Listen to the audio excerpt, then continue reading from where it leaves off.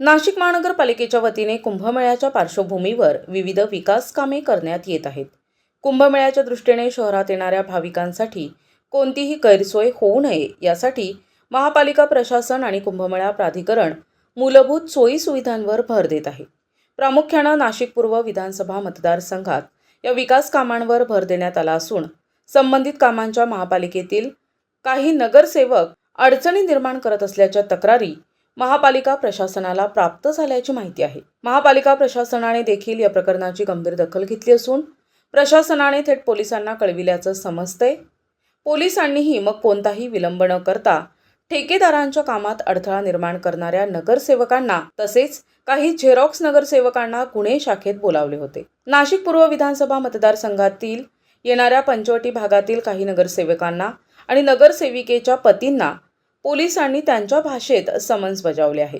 एवढंच नाही तर पुन्हा असे प्रकार झाले तर थेट कायद्याचा बालेकिल्ला करणार असल्याचे समजते। महापालिका प्रशासनाच्या तक्रारीनंतर पोलिसांनी संबंधित नगरसेवक झेरॉक्स नगरसेवकांना तंबी दिली असून या तंबीनंतर अनेक नगरसेवक सावध झालेत। कोट्यवधी रुपये खर्च करून निवडून आलेल्या नगरसेवकांना सिंहस्थाच्या कामात विशेष इंटरेस्ट असल्याने काही नगरसेवक सिंहस्थाच्या कामात अडथळे निर्माण करत असल्याची चर्चा सध्या राजकीय वर्तुळात आहे। एकूणच महापालिका प्रशासनानं सिंहस्थांच्या विकास कामात अडथळा आणणाऱ्यांविरोधात पोलीस तक्रार दाखल करून इतर नगरसेवकांना अप्रत्यक्षपणे थेट इशाराच दिल्याने अनेक नगरसेवकांचा हिरमोड झालाय।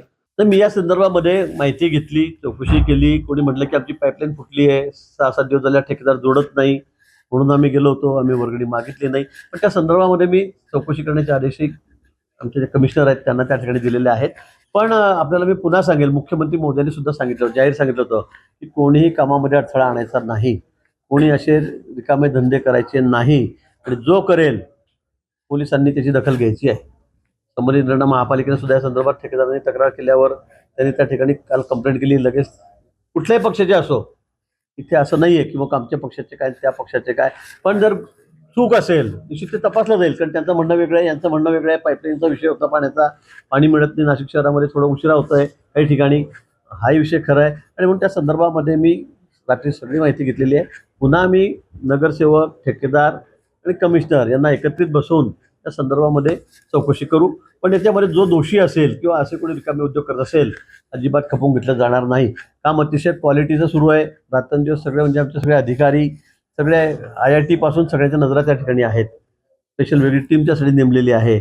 आणि असं असताना मग आता कुंभमेळा समोर आलेला आहे, ही कामं वेळेत होणं हे क्रमप्राप्त आहे, गरजेचं आहे। आणि अशा वेळेला जर कोणी नगरसेवक असतील का कोणी उच्च पदाधिकारी पदाधिकारी असतील, कोणी त्रास देत असेल तर त्या संदर्भामध्ये मुख्यमंत्री महोदयांनी सक्त सूचना, कडक सूचना पोलीस प्रशासनाला दिलेल्या आहेत। प्रतिनिधी उमेश वणकर, दिशा न्यूज, नाशिक।